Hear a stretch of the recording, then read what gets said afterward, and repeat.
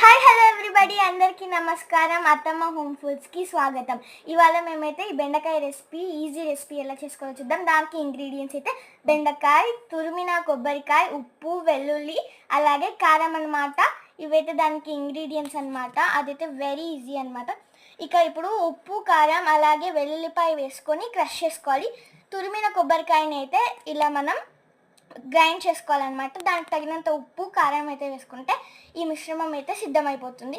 ఇప్పుడు మనం బాల్టీలో నూనె వేసుకోవాలన్నమాట, ఒక గిన్నె. అండ్ సిమ్లో పెట్టుకొని వేడి చేసుకొని ఇలా బెండకాయ ముక్కలన్నిటినీ అయితే మనం ఇట్లా ఫ్రై చేసుకోవాలన్నమాట. ఇది ఇంకొక టిప్ ఏంటంటే, మనం ఎక్కువగా ఫ్రై చేసుకోవద్దు, అలా అని తక్కువగా ఫ్రై చేసుకోవద్దు. ఇలా చూపిస్తున్నట్టు ఫ్రై చేసుకోవాలి. ఎక్కువగా ఫ్రై చేసుకుంటే కర్రీ అనేది అయితే చేదుగా మారిపోతుంది, టేస్ట్ అనేది తెలియదు. సో ఇలా చూపిస్తున్నట్టుగానే ఫ్రై చేసుకోండి, చాలా టేస్టీగా వస్తుంది.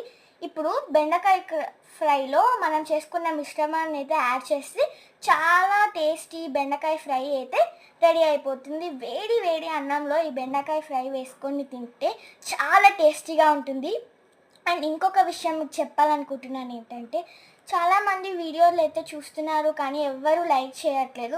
మేము ఇంత కష్టంగా వీడియోస్ చేస్తున్నాం, కష్టపడి వీడియోస్ చేస్తుంటే చూస్తున్నారు కానీ లైక్ అయితే, సబ్స్క్రైబ్ అయితే చేయట్లేదు.